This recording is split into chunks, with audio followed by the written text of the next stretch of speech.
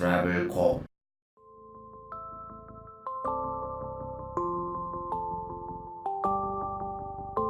안녕하세요. 방콕 자유여행에 관한 모든 것을 도와드릴 트래블콕입니다. 해외여행 중에 가장 중요하면서도 신경 쓰이는 해결 과제가 바로 이동 문제일 텐데요. 방콕 여행 중에 가장 많이 이용하실 이동수단은 당연히 택시일 겁니다.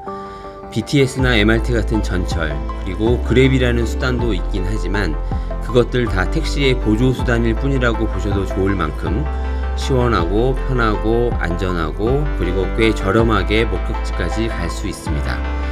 우리나라를 포함해서 세계 어느 나라를 여행하든지 외국인들이 현지 택시를 이용하는 데 있어서 멀리 돌아간다거나 바가지 요금에 대한 걱정은 당연히 있을 거라고 생각합니다. 그래서 우버나 그랩 같은 플랫폼 서비스가 관광객들을 통해 선호되고 있는 거겠지만 방콕에서는 택시가 이제는 많이 정직한 편이고 또 1, 2년 전부터 그랩에 비해 택시가 더 싸졌습니다. 아니 그랩이 비싸진 게 맞겠죠. 이번 시간엔 방콕에서의 택시와 그랩을 비교해보고 각각을 이용할 때 알아두면 유용한 것들에 대해서 말씀드리겠습니다.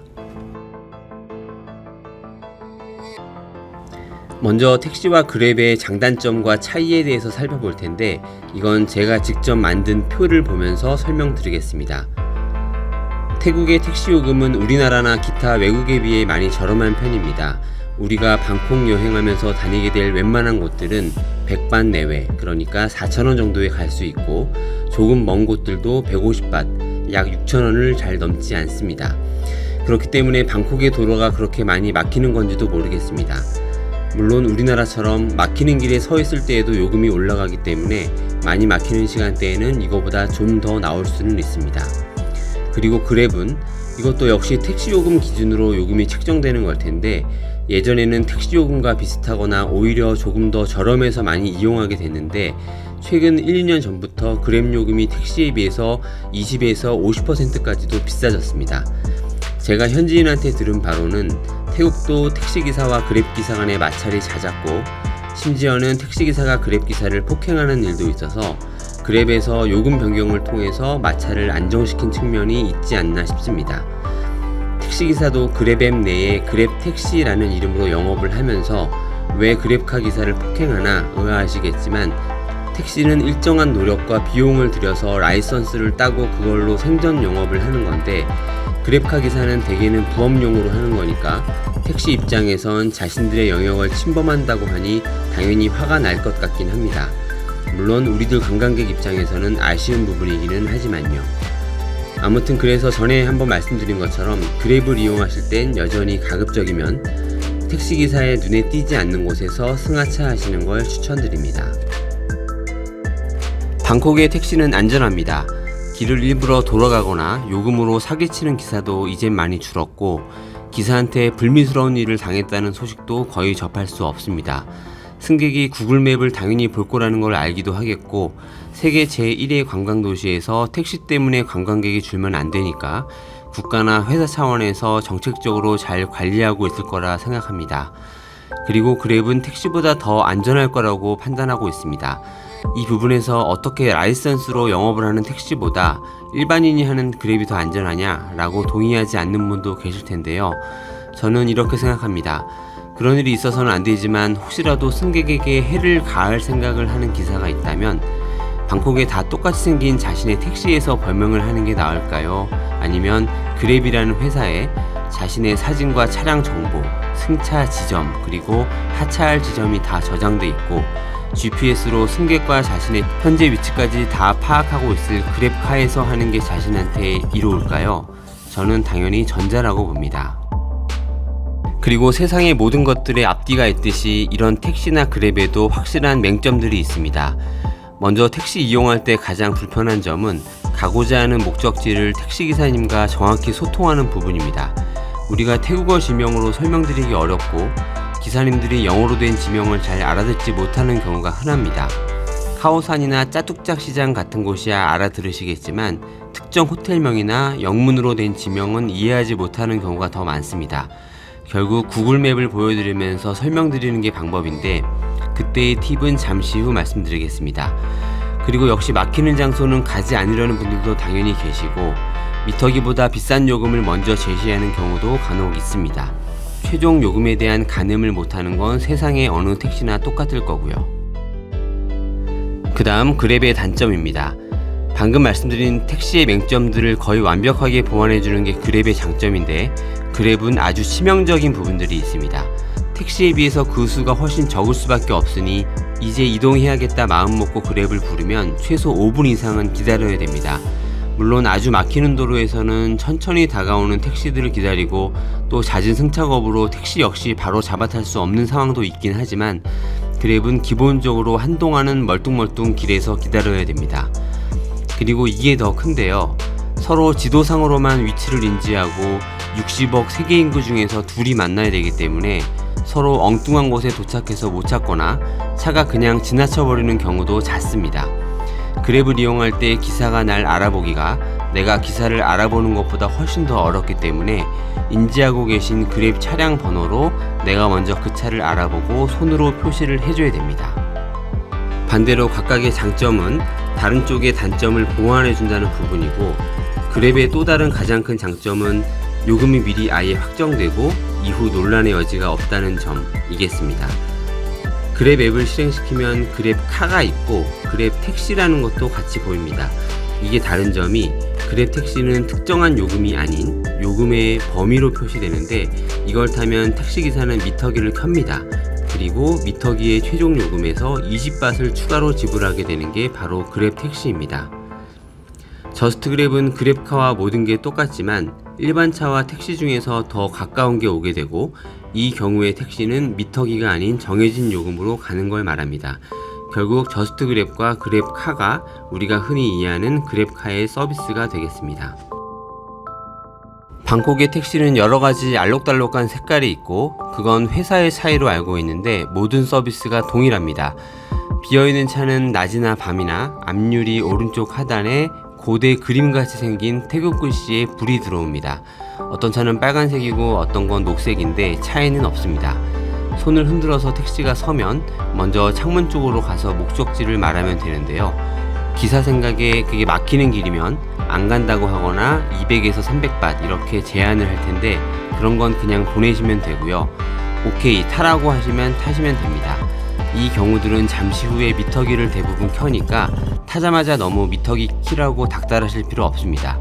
20초 지나도 안 켜면 말씀 한번 해주셔야겠지만 그럴 일은 아마 없을 겁니다. 택시기사님과 목적지 소통할 때 트래블콕만의 작은 팁 말씀드립니다.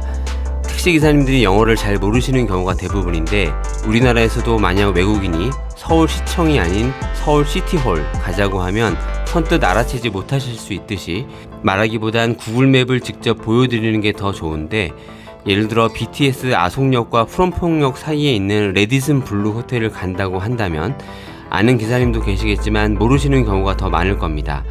지도를 보여드리면 지도상에도 대부분 영어로 표시가 되기 때문에 여전히 잘 모르겠다라는 표정을 지으실 겁니다. 그럴 때 그 호텔에서 가까운 도로를 확대합니다. 도로명이 영어로 보이다가도 계속 확대하면 태국어로 도로명이 보이는 순간이 옵니다. 그걸 보여드리면 기사님이 잘 아실 겁니다. 그런데 이때도 너무 메인 도로를 보여드리면, 예를 들면 한국 택시 기사님께 강변북로나 올림픽대로로 가자고 보여드리는 꼴이 되니까 큰 도로에서 샛길로 난 제일 가까운 짧은 도로의 도로명을 보여주시는 게 좋습니다. 태국도 법적으로 앞자리는 안전벨트를 꼭 매야 됩니다. 관광객은 더 표적이 되기 쉬우니까 가급적 뒷자리에 탑승하시고, 셋 이상이시라면 앞자리에 앉는 분은 벨트는 꼭 매셔야겠습니다. 기본 요금 35밭, 우리 돈으로 1,400원 정도로 시작해서 2밭, 80원씩 올라갑니다. 가끔 요금이 빨리 올라간다고 느껴지는 경우가 있는데 그건 미터기를 계속 보고 계셔서 그렇습니다. 미터기 켜졌으면 그냥 안심하고 구글맵으로 경로 보시거나 편안히 유튜브로 트래블콕 채널 보시거나 하면 되겠습니다. 내릴 때는 물론 미터기에 표시된 요금 주시면 되는데 97밭 나왔다고 동전으로 딱 맞게 계산해 주시기보단 100밭 드리고 쿨하게 웃으면서 커풍캅 하고 내리시면 기사님이나 우리나 좀 더 행복할 것 같습니다. 그랩 앱을 실행시키고 그랩카를 누른 다음 가고자 하는 목적지를 영어로 입력하고 조회되는 걸 선택합니다. 그리고 요금 확인 후 예약 버튼을 누르는 보통의 방법이 있지만 저는 좀 더 편한 방법을 씁니다. 구글 맵을 실행시킨 다음 미리 즐겨찾기 해놓은 장소가 있다면 그걸 선택, 혹은 한글이나 영어로 목적지를 조회한 다음 선택.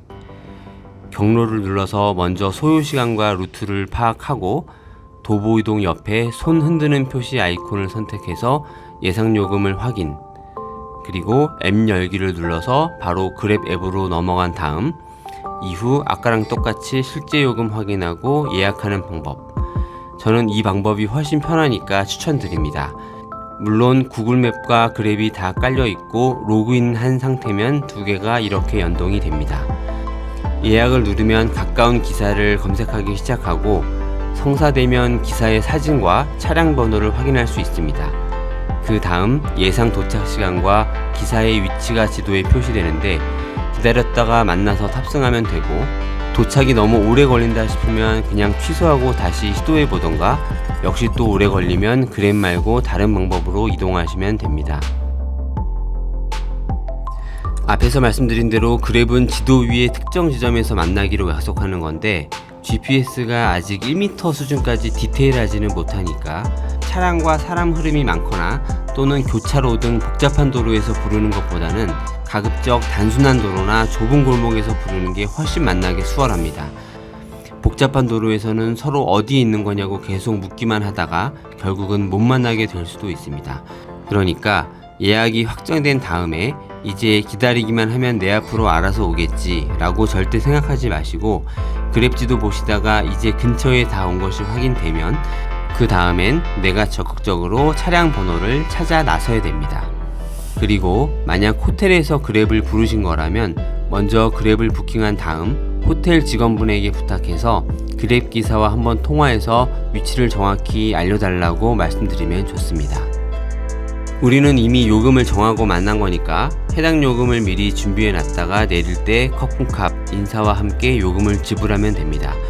그랩기사도 사실 영어를 하는 분이 드물기 때문에 차 안에서 서로 대화 나누는 걸 부담스러워하는 경우가 잦았습니다. 그러니까 남의 차 얻어탄 기분이어서 무슨 말이라도 해야지 하는 것보다는 그냥 말없이 목적지까지 가는 걸 추천드립니다.